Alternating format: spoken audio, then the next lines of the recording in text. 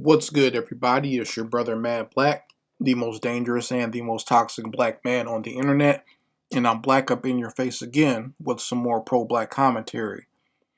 So I don't want to waste too much time doing any more videos about Thomas Sowell. So I guess you can kind of consider this to be like the third in the trilogy and the last in the trilogy of videos talking about Thomas Sowell. And it's really not so much about him, but the first video I did, I talked about the goofies who praise Thomas Sowell or act as if they're shocked by the information that he's giving out or that the information that he regurgitates. The second video was just kind of just saying thank you to Tori and Rain for responding to that video and just talking about why I don't waste time with Thomas Sowell. And this one's going to be kind of a response to both the black and the white Republicans who come to my channel who are just flabbergasted that there is a black man who does not like Thomas Sowell or who's not influenced by Thomas Sowell or who can't be fooled by Thomas Sowell. And a lot of them came to that video and was saying that you are just giving out ad hominem attacks and you're just attacking Thomas Sowell and tearing him down or tearing down the people that listen to him. You're not really giving any type of intellectual arguments against his arguments. And my response to that is yes, that's exactly what I was doing. Listen, I don't owe you a debate. I don't owe Thomas Sowell a debate. Okay? I've already explained to you that debating about nonsense with people who are lapdogs of white supremacy is probably the most time-wasting thing ever to do. Okay? I'm not going to waste time trying to argue or intellectualize with the points that Thomas Sowell makes because he doesn't really make any type of real points anyhow. I've told you before, a lot of stuff that he says is stuff that I can easily get from somewhere else, just get it from a white bigot, and it makes more sense coming from them because I understand their position more than his. His position really is, I'm just trying to really make money by being the lapdog and the tap dancer and the buck dancer for white folks. That's his whole goal. Okay, he doesn't really believe in half of the stuff that he even puts out there. The only thing he believes in is kissing white ass. And I'm not trying to debate a professional white ass kisser. All right. And just to say to you folks, so when I tear him down or call him names or whatever, that's all he deserves. And that's all any of these bootlicks deserve. Why would I debase my own self and my own self-worth and my own self-pride with trying to argue back and forth with someone who is saying nonsense? You see, that's like debating with a homeless person or a person who has schizophrenia. They're not right in the head, so what are you arguing with them for? Why are you trying to intellectualize with the nonsense that they're saying? Or let me say this to some of you conservatives or anti-woke people, so maybe you can get an idea what I'm talking about. That's like debating with a person who claims that you can change your gender just based on how you feel. You know what reality is. So why would you debate with someone who has no real concept of what real reality is about, or who thinks that they can just manipulate reality with whatever opinion that they have in their head? You see? Like, if you're not going to waste your time with people like that, I'm not going to waste my time with people like Thomas Sowell. And I'm not here to make you feel better. I'm not here to intellectually debate with you and go back and forth with you to make you feel comfortable. I know Thomas Sowell makes you feel good. I know he does. That's his job. That's what he's supposed to do. His whole persona and his whole shtick is making white people feel comfortable about being bigots and racists. Okay? Because like I said before in my other video, a lot of the arguments that he makes don't even really make logical sense, but it's there to he makes excuses for white supremacy. He makes excuses for the bigotry that we've experienced here in this country. So that, I mean, of course, he's going to be there. He's going to make you feel good. I understand that. I understand he tickles your fancy. I understand that you have a black person there that you can hide behind, and he can pretend he can be your bigot-proof vest. You can say, "Hey, I'm not racist in what I think because this black man here, this old black man with glasses, he believes what I believe. He's saying what I would say." So it makes me feel good. I feel more comfortable that way. And there's a lot of goofy, dumb Negroes out there who want more people to subscribe to their channel who will go along with that. And I guess they make you feel good too. They'll go along with that nonsense in order to have you as a fan. But I don't care about being a fan of me. I don't care about getting white approval. So already we're at odds. I'm going to be one of those black people that's always going to make you feel uncomfortable. I don't even know why you come here. Truth be told, I'm not saying you can't. I'm never going to be one of those people that just bars you from showing up or commenting or whatever. But I don't know why you would want to come here and try to argue with me or change my mind. You're not going to do that. Okay, I'm just not one of those people you can change or influence. I've always had my own mind, even when I was a child. My mom has said that's always been the point of contention that she's always had with me, is the fact that even as a child, I've always kind of gone my own way. And, not always, and that can be positive or negative. Sometimes I do things that are it's my way, but it's against my own good, you see. But that's just how I've always been. I've always been very fiercely independent. This is why I don't follow Democrats or Republicans. This is why I don't ascribe to liberalism or conservatism. It's all bullshit to me. So, I don't waste time with either side. And liberals will come here with their nonsense too, and I'll tell them the same thing I'm telling you. I'm not here to make you feel good. I'm not here to make you comfortable.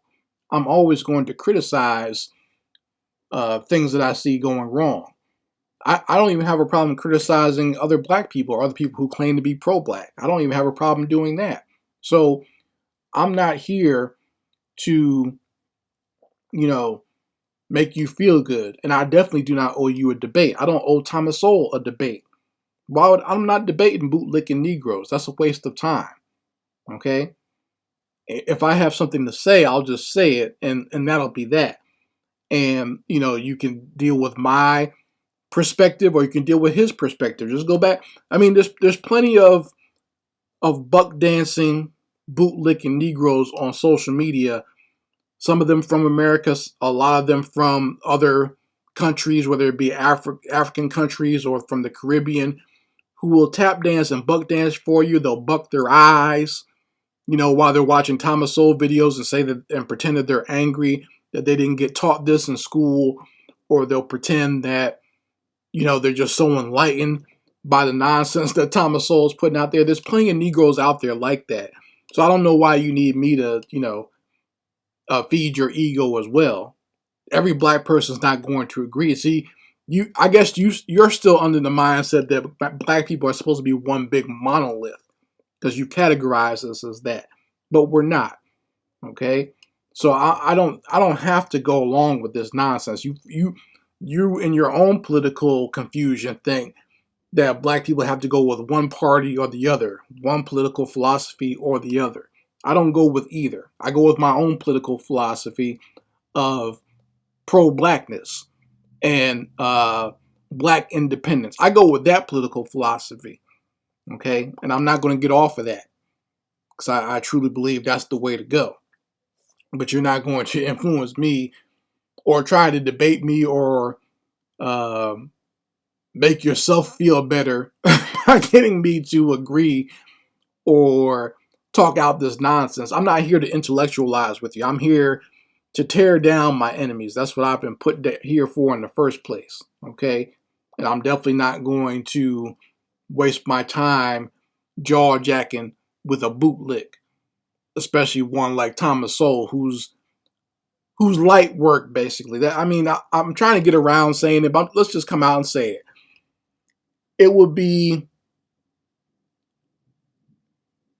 not only would it be a waste of time, but it will be easy work dismantling a lot of the nonsense that comes out of his mouth. Because it's, like I said, a lot of stuff doesn't even make sense. I gave you the example in the last video where he said, and you had some Negro reacting to it and bucking his eyes, talking about black people should not get reparations because other groups of people have been enslaved around the world. That doesn't even make any type of, that doesn't even correlate. That makes no sense whatsoever. And once again, if you just took a deeper look and see that those other people have been compensated for their being in captivity or being forced to work without pay, how a lot of those other people have been compensated for their time as slaves, then just taking that further look down the road and seeing that other people did get some sort of financial compensation for what they had to deal with, then you have to agree that black people also deserve reparations. Because otherwise, you're just saying that black people just don't deserve anything. I mean, I don't understand. I understand that's what it is. I understand that's what the whole argument against reparations is that black people, we're not giving black people anything because, for one, that means the way white people would have to admit that they did something wrong, which a lot of them don't feel that slavery was wrong in the first place. And the second part is you would have to give black people something, and it might influence them to have a position over you.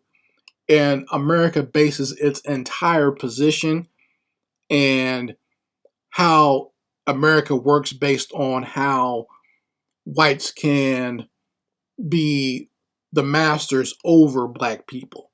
That's how a lot of white people on a subconscious level define themselves. They have to be doing better than a black person. And several politicians and philosophers have actually admitted this, that they understand the psychology that goes on within whites here in America. They feel that they have to be doing better than black people. They always compare themselves to black people. That's what their obsession is. That's why they always wonder, what are black people doing? What's going on with black people? Like, you would think if they were so far beyond us, why would they even worry about what we're doing? But they always have to be concerned with what we're doing because that's how they judge themselves, that they're doing better than these Negroes over here.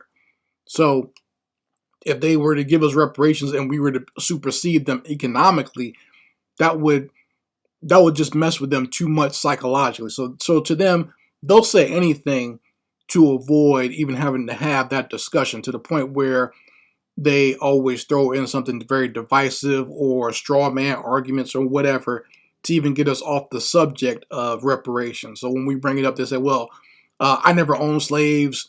Other people were slaves. Why do you deserve reparations? There are white people as slaves too. So they'll always try to throw something in there that will even get you off the main point of the argument for reparations. They can never have a real conversation with you about it, because that's why they always throw out these childish straw man arguments about it when you bring it up. So I understand that. I understand that that's a point of contention for white people, but you're going to deal with it at some point. Either you're going to deal with it in a rational way, which is just going ahead and cutting the check, or you're going to have to deal with it in a way that's going to be extremely painful for you and the generations to come. Either way, you're going to have to deal with it. So you might as well just let it be peacefully. You see, even the American forefathers told you this about slavery itself, saying you're going to have to deal with it at some point, and the way you dealt with it was through bloodshed. So I would hope that we wouldn't have to go down that road again. But the way you folks act and the childish things that you throw out there when we try to talk to you in a rational way, you're going to make it inevitable at some point that where blood is going to have to be shed again, based on the conflict that you're creating by not giving us our reparations in a proper manner and in a proper time frame. So anyway, we can talk more about that later, but this is my last time talking about Thomas Soulless Sowell, or Thomas Sewell as I call him. You folks let me know how you feel about it in the comments section. Anyway, Mad Black, and I will be back with my foot on the devil's back.